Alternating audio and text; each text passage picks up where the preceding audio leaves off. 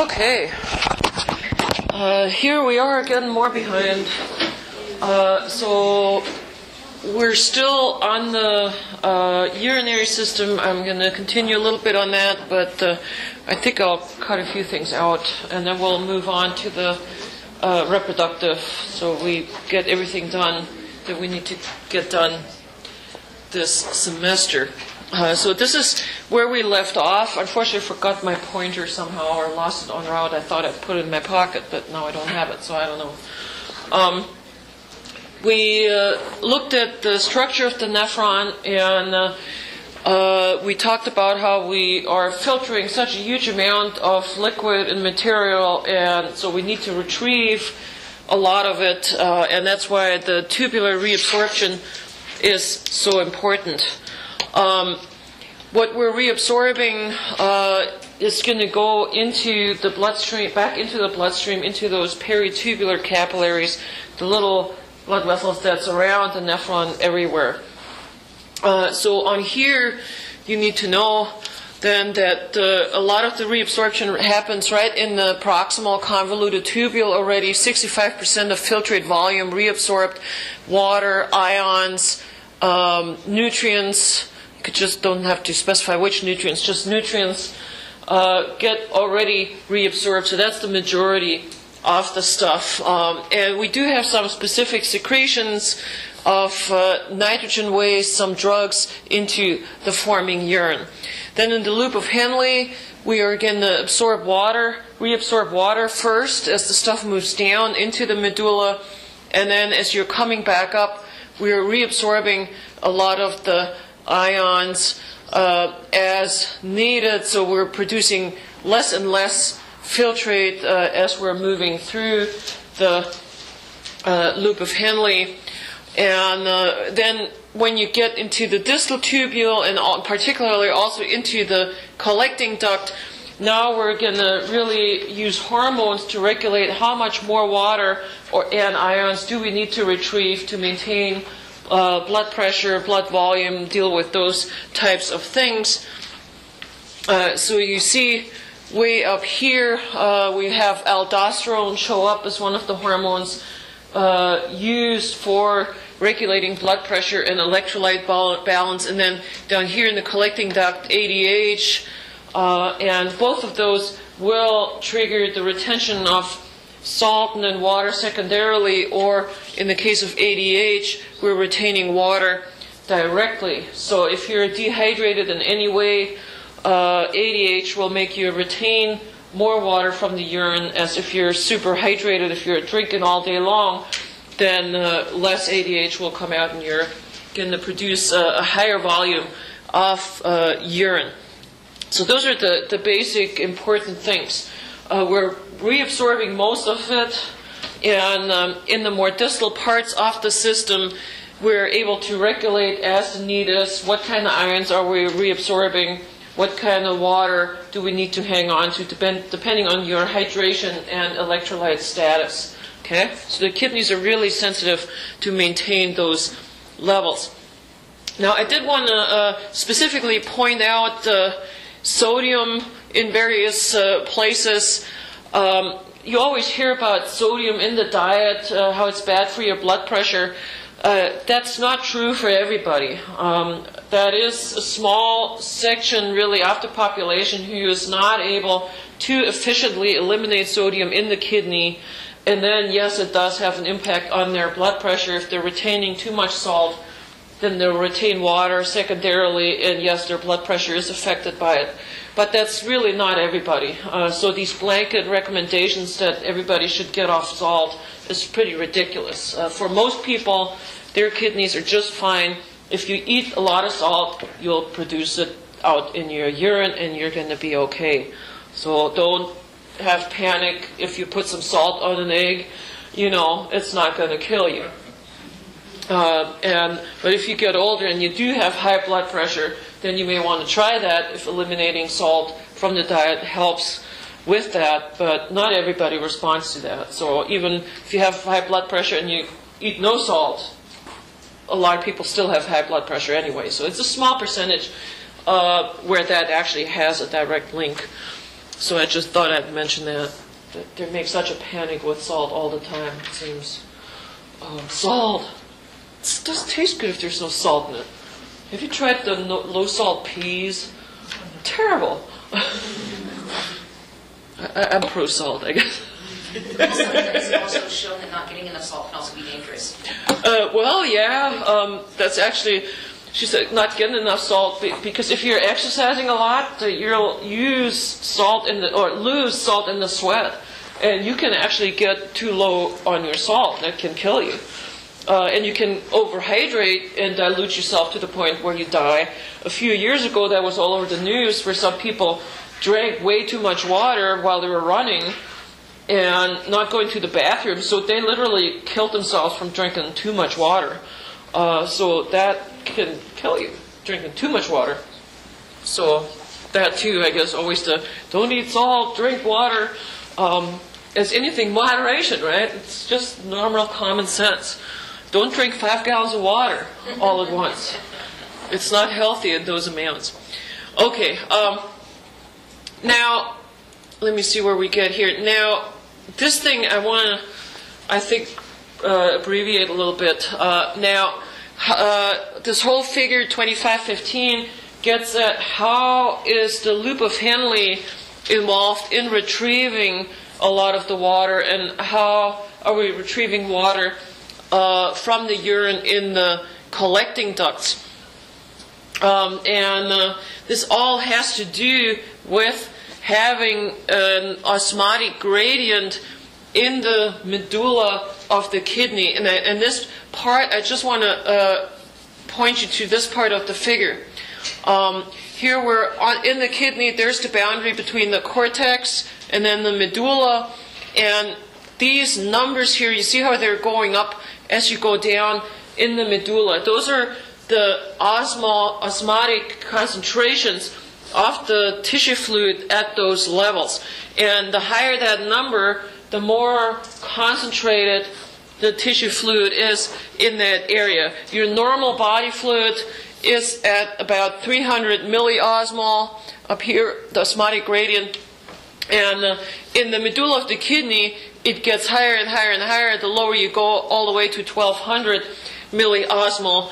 So you can look at that as a very concentrated, or maybe you want to look at it as a very salty tissue fluid down there. And we already know that if you have a salty fluid, semi-permeable membranes, that will attract water to it. So kidneys are using this steep osmotic gradient, having the inside of the medulla very salty, as they open channels for water to retrieve water from the forming urine. So the osmolality of the interstitial fluid in the medulla increases to 1200 milliosmol, so very concentrated, and we're using that to retrieve water from the urine. Just to get everybody at the same page where we talk about osmolality, that's an expression of the number of solute particles. In this case, it's mostly ions, things like sodium, potassium, chloride, that make the kidney medulla very salty or very concentrated.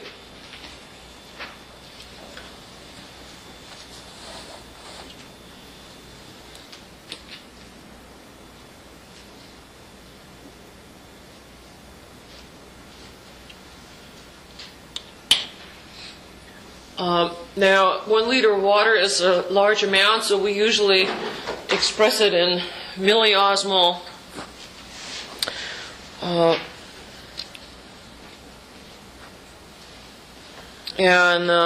Our body fluids are usually at about 300 milliosmol. And then we're using this high osmolality to suck water out of the forming urine and back into the body. So solutions with high osmolality have a large osmotic pressure, or exert a large osmotic pressure, and that means they're able to really suck water towards themselves, right? Osmosis sucks water towards concentrated areas.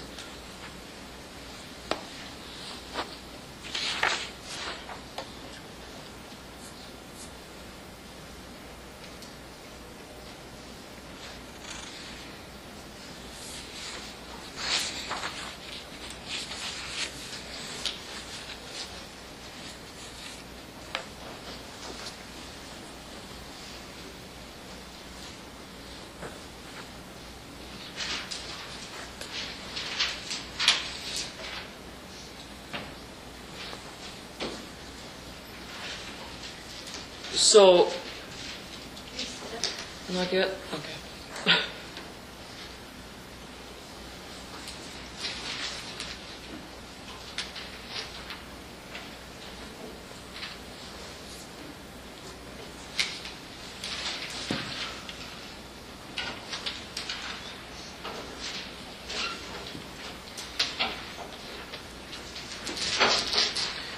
Okay, so when the loop of Henle descends into the medulla, it actually has two different areas. The descending limb has different properties from the ascending limb.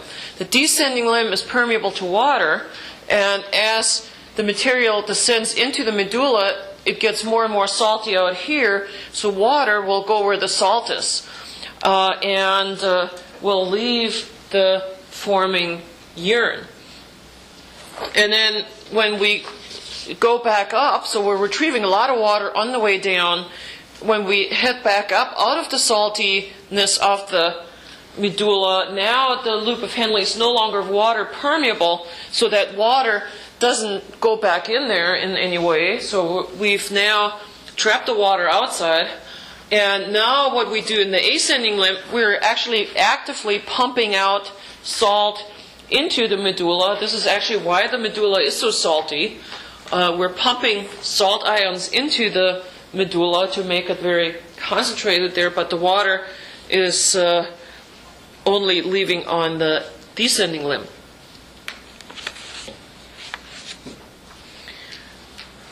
And then when you have that go on in the circle, it sort of concentrates the salt out there while it's also allowing water to leave. And overall, your entire volume of urine is going to go down and down.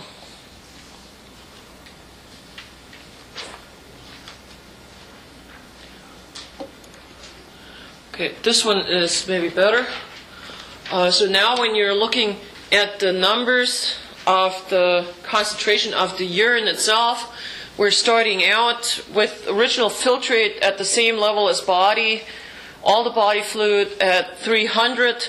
Filtrate entering the nephron loop is isosmotic, meaning this has the same osmolality as the blood plasma and the interstitial fluid in the rest of the body. And then as we are heading down the loop of Henle, that's really permeable to water. It's salty out here, right? The medulla, very salty. So water is going to go where that salt is, and the medulla is going to leave. So this is a major mechanism of how we retrieve water. And then that makes the inside fluid more concentrated, right? Because we're retrieving water from it. Now, down here, we're at equilibrium. Filtrate reaches its highest concentration at the bend of the loop. Now, as we're heading back up now, water is not allowed to go anywhere, but now we're actively removing more salt from the filtrate, so we're pumping sodium chloride out, which makes the filtrate overall more dilute again, but there's going to be far less of it. Okay, and this is usually the step where people get confused. Why does this get more dilute now?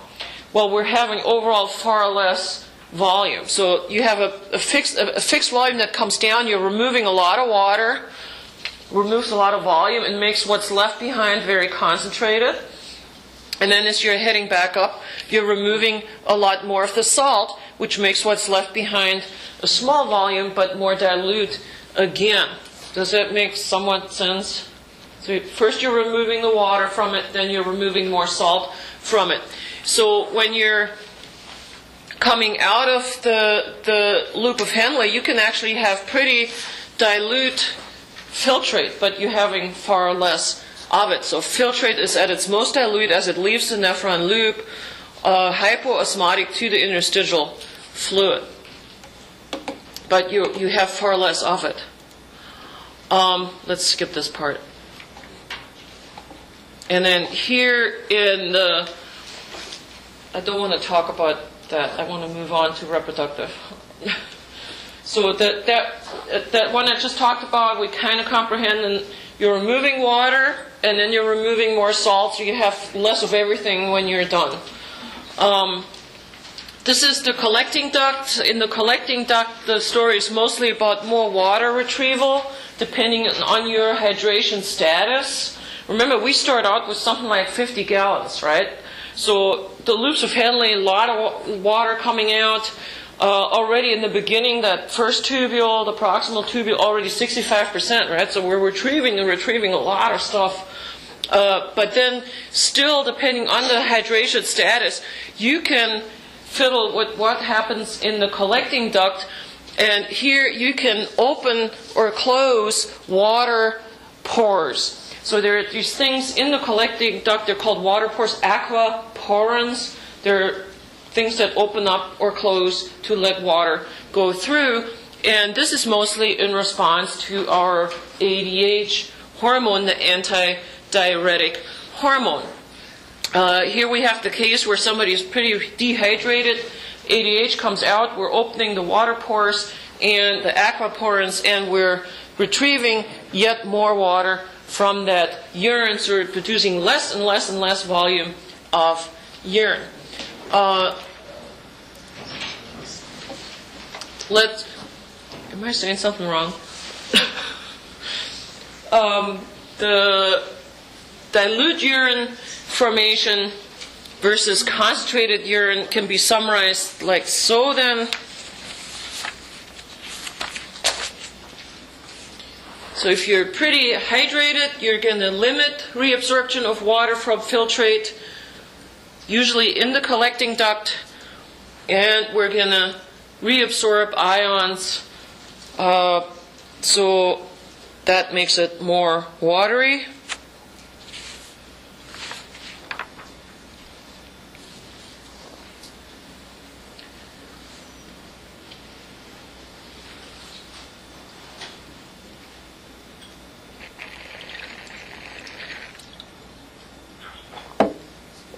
And what happens if you're dehydrated, so you want to be able to form concentrated urine.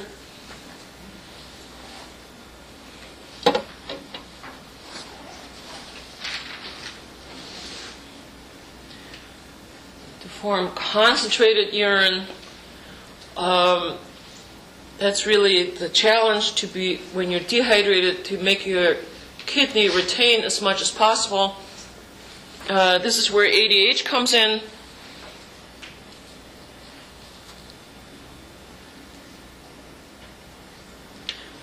Just a reminder from the posterior pituitary.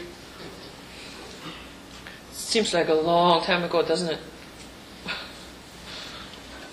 ADH from the posterior pituitary.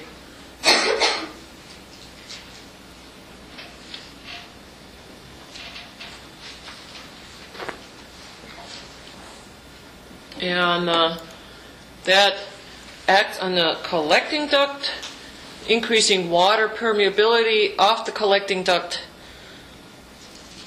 So water is allowed to leave. That increases water reabsorption from the filtrate.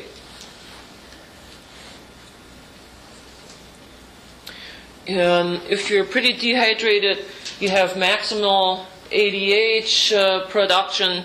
We can retain 99% of the water from the urine, almost all of it. And when we do that, the urine starts to look very dark. So that's a color thing of the urine, can really be used for assessing your own hydration status. If your urine is dark orange, you should probably really start drinking some more water.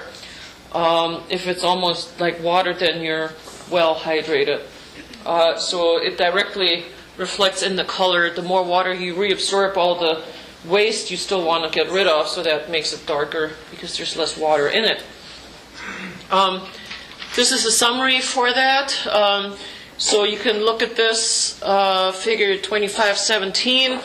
On the left, if we are overly hydrated, that we had no ADH, then you are closing all the water channels in the collecting duct, and you're producing a very dilute large volume of urine.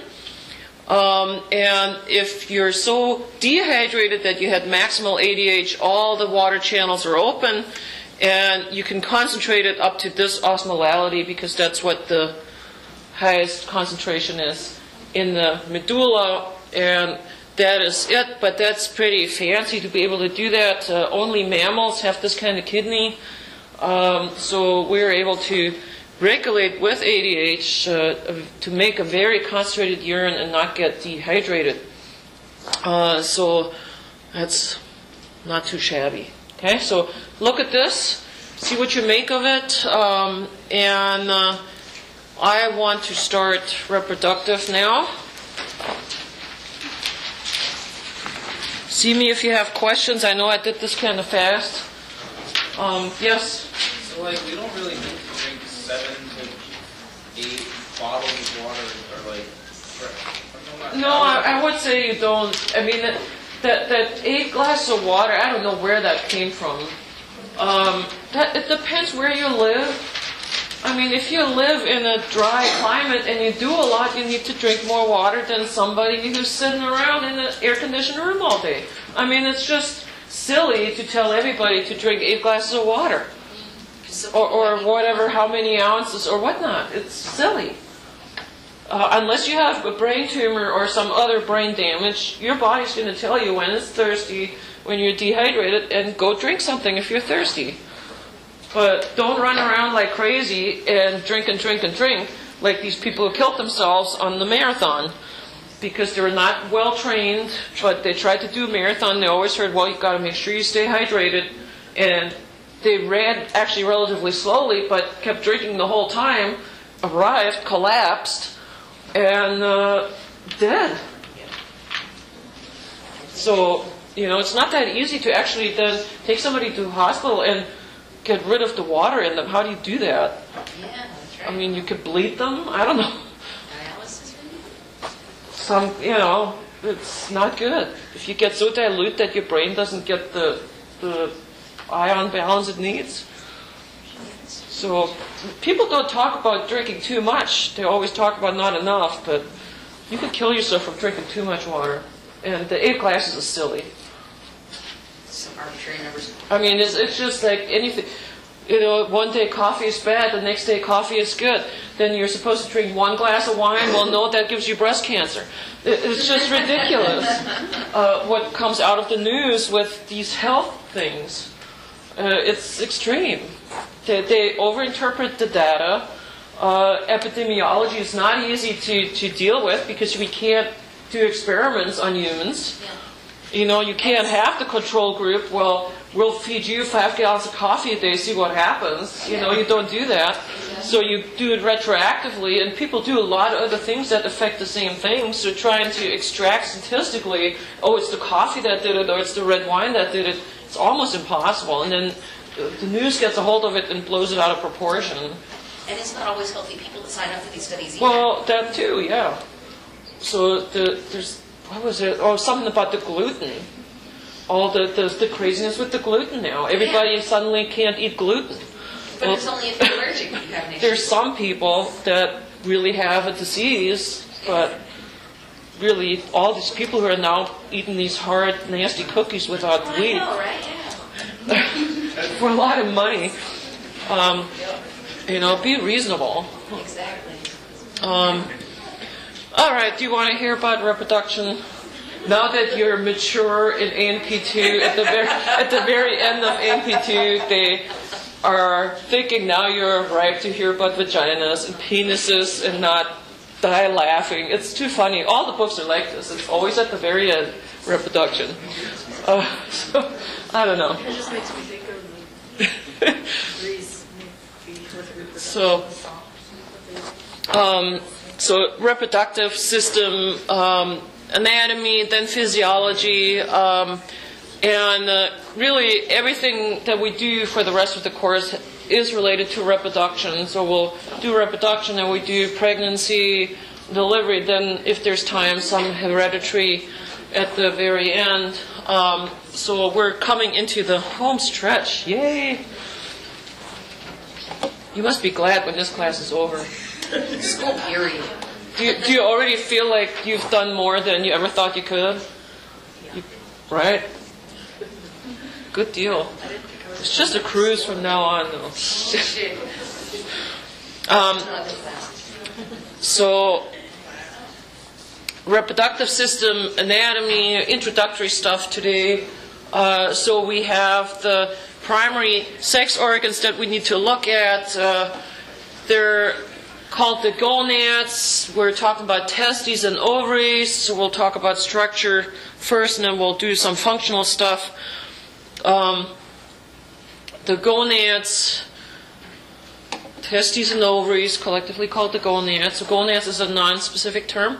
And they make gametes. Gametes are colloquially called the sperm and eggs. We'll learn some biological terms for them. So the gametes, sperm and eggs. And these primary sex organs have also a second function that's just as important, and that is hormone production. So there will be hormones that we talk about: testosterone, estrogen, progesterone, those kind of things. The stuff that we skipped a little bit when we did the endocrine system. And then besides the gonads, everything else is considered an accessory reproductive organ.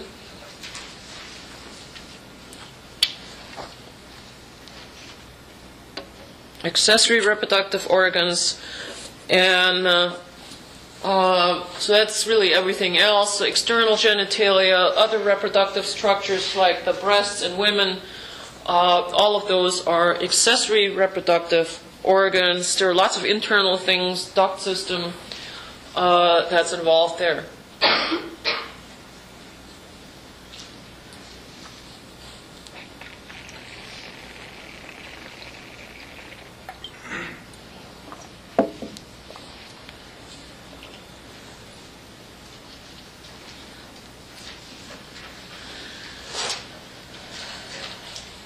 Okay.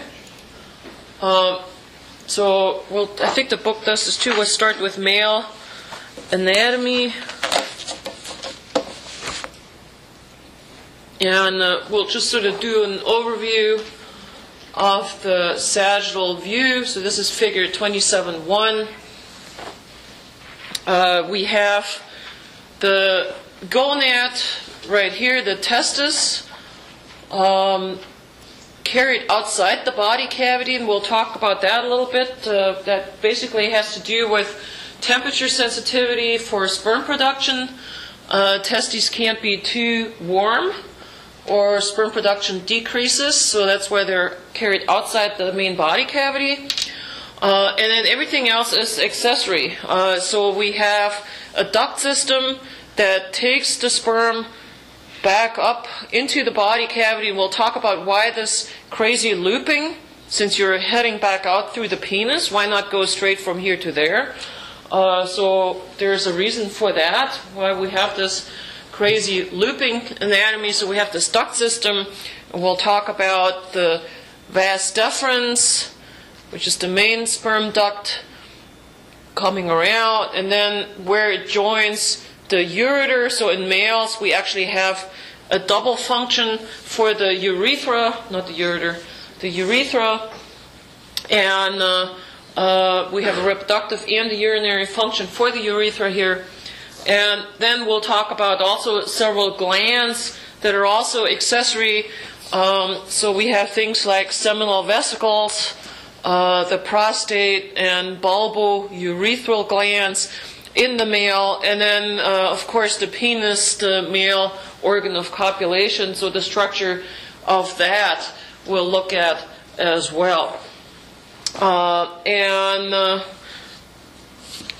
I think that's all I need to show on this overview. So we'll look at a whole bunch of different things. So now we'll go into the details, and again we'll start with the gonad itself, the testis inside the scrotum. 27.2, that section of the scrotum. So you see that each testis is kind of in a separate pouch inside the scrotum.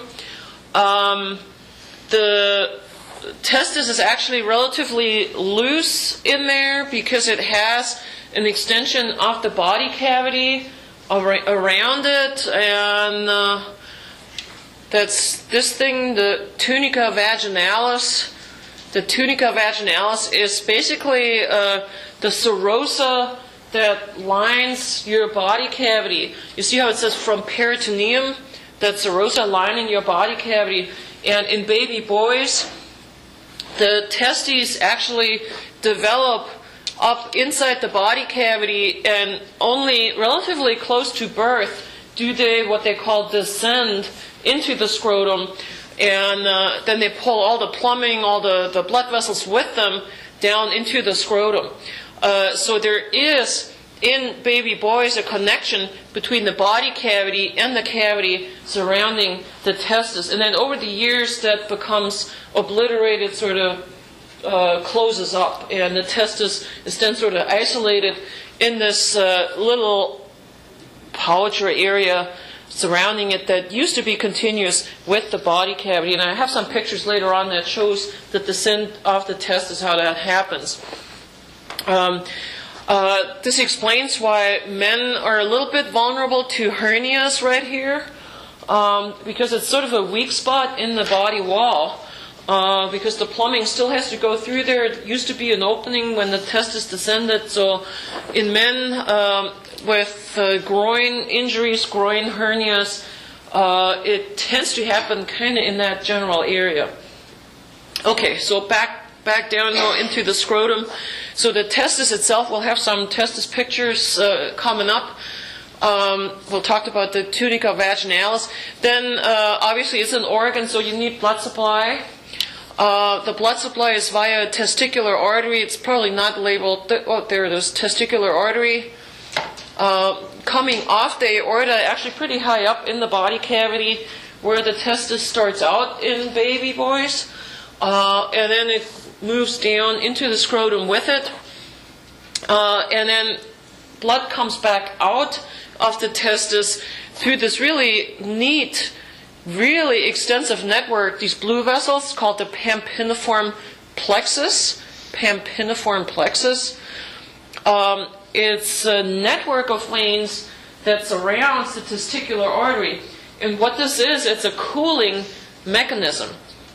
So you have the artery go down the middle, and it's surrounded by these veins, and the veins coming from the testis have cooler blood in them, and there's some heat transfer from the testicular artery into the veins. So the overall arterial blood that arrives in the testis itself is not quite as warm as core body temperature. So you already get a little bit of cooling by the system. So the testicular artery going down, surrounded by these veins, heat transfer from the artery into the veins, because they're coming from the periphery, they're cooler, and you're stripping away some of that body temperature heat delivered to the testis.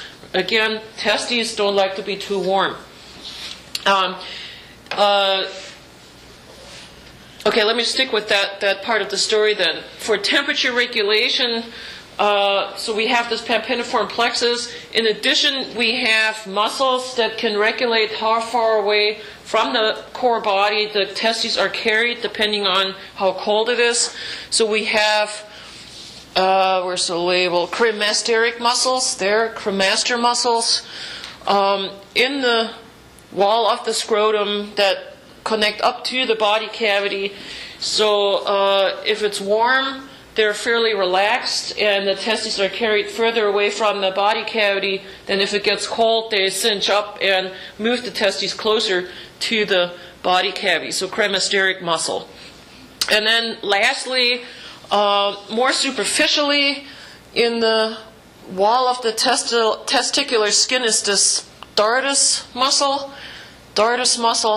And that also, when it's cold, will contract and help move the testis closer to the body wall. And then when it gets warmer, relaxing, and the testes move further away from the body wall. So there's a lot of stuff going on for regulating the temperature of the testes. Two muscles plus this fancy venous plexus surrounding the artery. Testes don't want to get too hot to interfere with sperm production. Now, sometimes you'll read on the internet about tight pants or tight underwear in men that may have a small component, but that is not birth control.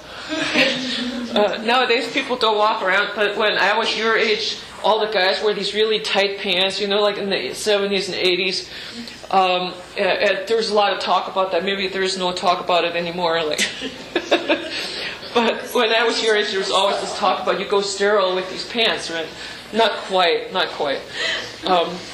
But if you are trying to get somebody pregnant, maybe that is something to consider. So temperature-sensitive issues. All right, there must be stuff I'm forgetting. Nerves. Like every organ, they have nerves going in. And then the vas deferens or ductus deferens, as we showed in the previous figure, coming up into the body cavity. And all of those structures run together in what is called the spermatic cord. So the structures of the spermatic cord, testicular artery, pampiniform plexus, nerve supply, and the ductus deferens. Okay, so 4 things in the spermatic cord. Do you have 4 things down? Artery, the veins of the pampiniform plexus, nerves, and ductus deferens.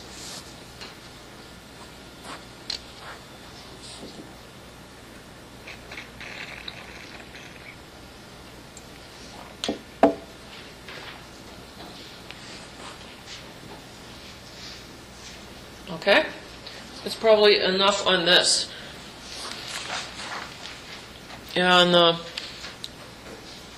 in humans, the testes stay out in the scrotum. Once they descend it, they pretty much stay there. There's some mammals that are able to retract them. So that's always a nice factoid I like to share. In rabbits, in rats, if you ever had a pet rat, they can push them in and out of the scrotum as need might be. But humans, once they're down there, they tend to stay down there. And I guess I could make a quip about how useful that would be in sports, right? If you could just... Rabbits actually fight like that. They jump up and kick each other in the belly with their big hind feet. So it's kind of convenient to kind of retract them out of the way. Dr. Biol? Yes? Do we have hormones then in there? Are you going to get into that? For the retraction part? Oh, no, just in general. Oh, I'll get to hormones with the function. Right, I'm just kind of compartmentalizing all the anatomy, although I guess this was functional stuff about temperature regulation. But I'll get to the hormones a little bit later and sperm production.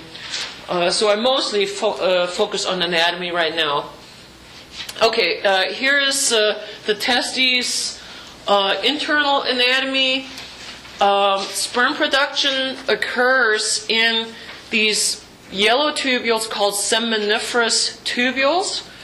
The seminiferous tubules, sperm production, as well as testosterone production in the seminiferous tubules.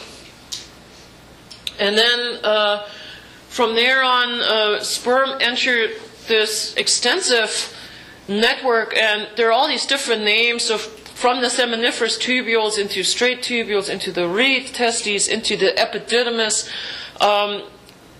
The reason for all these different names is that there's actually a developmental origin of all these tubes from different precursors. So that's why even in the adult version of this, there are all these different names, because they come from different precursors. And even evolutionarily, that relates to kidney development. So I don't want to get into that. So just remember that there's a reason why they're all the different names, okay? I want you to know seminiferous tubules make the sperm, make the testosterone associated with them. And then sperm make it into the epididymis. I do want you to know the epididymis. The epididymis has 3 regions. The head is the upper part, then we have a body, and then the tail is the bottom. So the epididymis, head, body, and tail. And in the epididymis, the sperm gets processed further. It's a sperm storage area. So it does have those functions. So sperm, once it's being made, it gets stored into epididymis for a while. And the epididymis will process a little bit, absorb some fluids from it, and eventually, if there's no ejaculation, it will actually reabsorb sperm that's been sitting there for a while, so that new sperm can be made and it's not getting too old. This is why it's no big deal to get a vasectomy. A vasectomy is cutting the ductus deferens or tying it off, so sperm can't make it out of the testis, and that's not a problem. So sperm doesn't build up to gross proportions in there; it gets reabsorbed. So from the epididymis storage site during ejaculation, and from the tail, it will head up the vas deferens. So you start calling it vas deferens down here. Okay, so their ductus deferens or vas deferens starts down here and heading up through the spermatic cord. And so don't worry about any more of the layers other than that. This is what the seminiferous tubules look like, really magnified. What they show is really just one tubule cross-section. So this is the wall of the tubule. There's a partial other one. There's a partial one up here. I wish they had a picture that was a little more zoomed out, like you'll see it in lab. Sperm develops in the wall of this, so you have the most immature cells out here, and then the more maturation occurs, the further out they move, and then the mostly finished sperm get liberated into the lumen right there. And we'll look at that a little bit. We're not going to try to distinguish too many cell types, but we'll look at the generalities of the process. So seminiferous tubules in the walls of this sperm-forming epithelium is where sperm cells are produced. Then the testosterone-forming cells are actually not in the seminiferous tubules themselves. They're wedged between them. So here we have the label interstitial cells. There are two labeled, so they're between the seminiferous tubules, not in them, and they produce the testosterone. Interstitial cells produce testosterone.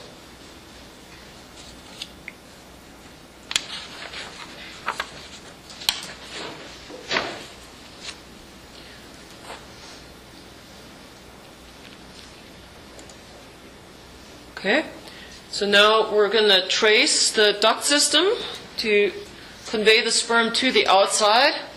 So again, we're starting with the ductus deferens at the tail of the epididymis, heading up through the spermatic cord and into the body cavity.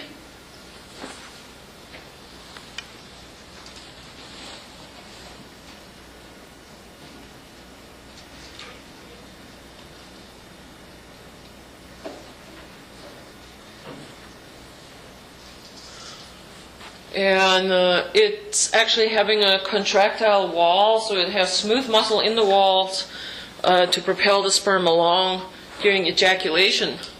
And I don't have a histo picture of that. So here we'll trace it in. So there's the ductus deferens. It loops superior to the pubic bone. So this is the pubic bone up here, and then it comes around the ureters. So there's a ureter on each side. They don't show the other one. There's a ureter, the ductus deferens behind it, coming around, and then it sort of converges towards the midline and enters the prostate gland right there. And after it's joined by the seminal vesicle gland duct, it's called the ejaculatory duct, for this really just short piece, ejaculatory duct, and then that goes into the urethra.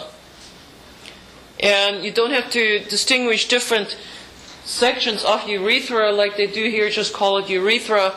The book makes a distinction between prostatic urethra, membranous urethra, spongy urethra, just call it urethra. So in the prostate gland, the two sides come together, the two ductus deferens turn into ejaculatory ducts, very short, and then they both go into the urethra and then to the outside.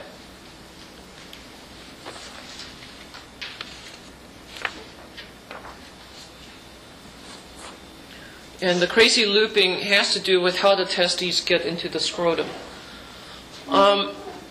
Then we'll look at this posterior view of the duct system. Oh, it's time. Okay, sorry. We'll do this next time.